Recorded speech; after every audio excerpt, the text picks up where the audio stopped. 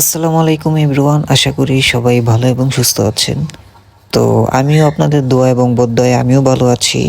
তবে বিষয় এইটা না, বিষয় হচ্ছে আমি এখন চিড়িয়াখানায় আছি। তো অনেকেই বলবেন যে আমাকে কেন দেখাচ্ছি, আমাকে একটু দেখেন তারপর পশু পাখি দেখাচ্ছি। তো যাই হোক, চলুন আমরা পশু পাখি দেখি। হচ্ছে অবস্থা দেখেন, সবাইকে আপনার সকালের নাস্তা দিছে, এদের খাবার দেখে আমারও প্রচুর ক্ষুধা লাগছে, মন চাইছে যে ওদের সাথে ঘাস চাবাই কতক্ষণ। তো দেখেন কত সুন্দর দৃশ্য। তবে যাই বলেন, আজকের ওয়েদারটা কিন্তু অসাধারণ সুন্দর।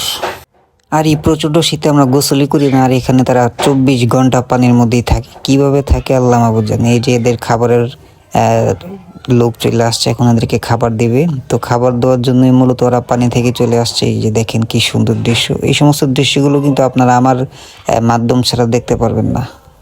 তো যাই হোক, এই হলো অবস্থা, খেটাখাটি অবস্থা। অবশ্যই আমাকে ফলো দিয়ে এবং সাবস্ক্রাইব করে কিন্তু আমার পাশেই থাকবেন, যাতে প্রতিনিয়ত এই সমস্ত ভিডিওগুলো আপনাদের মাঝে আনতে পারি এবং হাসাতে পারি। আর অবশ্যই আমার এই ভিডিওগুলো দেখে আপনারা অবশ্যই হাসবেন, এবং না হাসি পেলেও হাসবেন। তো চলুন, শুধু জলহস্তি না দেখে আমরা কিছু অন্য প্রাণী দেখি। তো এই হচ্ছে দেখেন কি সুন্দর গাধা, আপনাদের মতোই। তো এই যে দেখেন, এদেরকেও কিন্তু এখন ঘাস দিচ্ছে, এরাও এখন সকালে নাস্তা করবে। আপনাদের কারো যদি ক্ষুধা লাগে, অবশ্যই এটা দেখে আপনাদের ক্ষুধা নিবারণ করতে পারবেন। আর এত বড় ভিডিও হওয়ার জন্য আমি আন্তরিকভাবে দুঃখিত।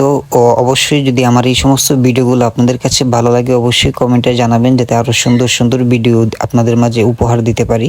তো যাই হোক, আমি পাম্পটি দেওয়ার জন্য আসিনি, মূলত ভিডিও করার জন্যই আসছি। আর আপনারা না বললেও ভাই আমি ভিডিও বানাবো। তো চলুন, এখন আমরা হাতি দেখব। তো হাতির এরিয়া কিন্তু বিশাল বড় এরিয়া। এই যে দেখেন, হাতি যেমন বিশাল আকৃতির, তাদের এরিয়াটাও কিন্তু অনেক বড়, সুবিশাল এরিয়া। তো এই হচ্ছে বিশাল আকৃতির হাতি। হাতিগুলো দেখতে কিন্তু আসলে আমার মতোই সুন্দর। দেখেন কি ফিটনেস, কত সুন্দর। তো অনেকেই বলবেন যে ভাই, চিড়িয়াখানায় গেছেন, বাঘের ভিডিও কোথায়, বানরের ভিডিও কোথায়? আরে ভাই, বাঘের ভিডিওর দরকার আছে? আমি যেখানে থাকি সেখানে বাঘ দেখতে হবে কেন? আমাকে তো ফার্স্টে দেখছেনি, আমাকে দেখলে আপনারা বাঘের কথা স্মরণ করতে পারবেন। তো খাঁচা খালি, এর জন্য উটও ভিতরে দিয়ে দিয়েছে। দেখেন কি করবে, খাঁচার অবস্থা যেহেতু নাই, কোনো প্রাণী নাই, এর জন্য উট বর্তমানে আছে। তো যাই বলেন, সব মিলিয়ে চিড়িয়াখানার অবস্থা, পরিবেশ খুবই ভালো লাগছে আমার কাছে। এই হচ্ছে টাইগার মামা। টাইগার মামা আর আমি সেম। এই যে হচ্ছে সুবিশাল একটি প্রাণী, নাম কে কে জানেন অবশ্যই জানাবেন।